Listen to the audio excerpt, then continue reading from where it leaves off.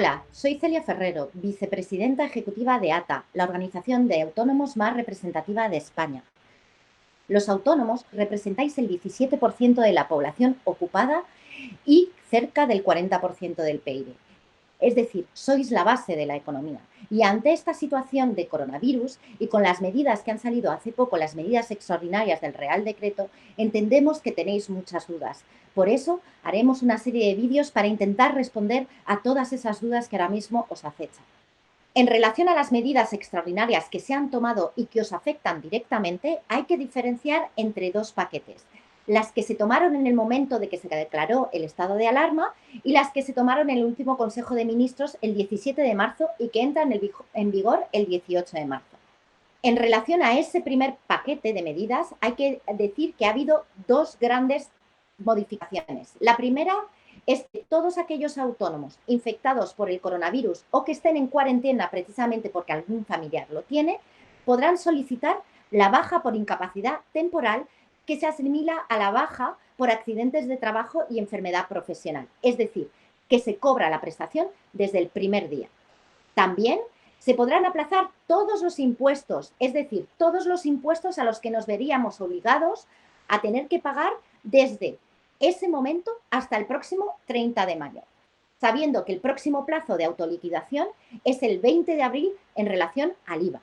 En relación al segundo paquete de medidas que os afectan, es decir, aquellas medidas que se han tomado después del Real Decreto, hay que decir que hay dos grandes novedades. Las primeras es en relación que se pone en marcha una nueva prestación asimilada a la prestación por cese de actividad.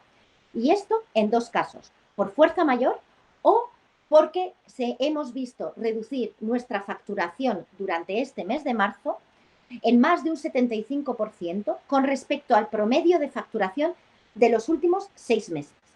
Cuando hablamos de fuerza mayor, quiere decir que nos estamos refiriendo a todas aquellas actividades que habéis tenido que cerrar precisamente por la declaración de estado de alerta. O bien porque, por ejemplo, vuestros proveedores ya no sirven los suministros para poder seguir con vuestra actividad. En el caso del 75%, es decir, que hayáis visto que vuestra facturación se reduce en un 75% este mes con respecto a los 6 meses anteriores, estamos hablando de todas aquellas actividades que no han tenido que cerrar. Por ejemplo, un mayorista de pescado. En el caso de los expedientes de regulación de empleo temporal, que también se han adoptado con este tipo de medidas, hay que saber que también afectan a los autónomos. Es decir, que los autónomos van a poder utilizar los expedientes de regulación de empleo temporal para poder hacer frente. Esto es para los autónomos que tienen trabajadores, claro. Aquí hay dos casos también, es decir, uno es caso de fuerza mayor, es decir, todos aquellos autónomos que os habéis visto obligar a cerrar, entonces podréis hacer un expediente de regulación de empleo que consistirá o bien en suspender los contratos de trabajo de vuestros trabajadores temporalmente. Estos trabajadores podrán acceder a la prestación por desempleo sin tener que haber cumplido ni periodo de carencia, es decir, aunque no hayan cotizado el periodo mínimo para poder acceder a ella, y tampoco se va a gastar esa parte de la prestación por desempleo a la que tendrían derecho y que empiezan a gastar ahora debido a ese ERTE. En este caso, el autónomo podrá cesar la actividad una vez se haya autorizado el ERTE. Eso es algo que todavía la Seguridad Social nos tiene que aclarar, pero en todo caso, lo primero es que sí, el autónomo puede hacer un ERTE si está en un caso de fuerza mayor, es decir, que puede suspender los contratos de sus trabajadores o reducir la jornada de forma temporal. Por otra caso, hay otra causa, que son por causas organizativas, técnicas y económicas. En este caso, los plazos cambian y también la justificación es un poco más farragosa. De todas formas, ahí estamos a la espera de que el Ministerio de Trabajo y Seguridad Social nos dé más indicaciones, porque aquí serían todos aquellos autónomos con trabajadores, pero que no están comprendidos dentro de las causas de fuerza mayor. Se producen 4 grandes novedades, que son: una, la baja por incapacidad temporal asimilada en el caso de infección de coronavirus o en el caso de cuarentena. 2, la posibilidad de aplazar los impuestos. 3, la prestación por cese de actividad por causa de fuerza mayor o cuando se ha disminuido en este mes el 75% de la facturación con respecto a los 6 meses de promedio anteriores.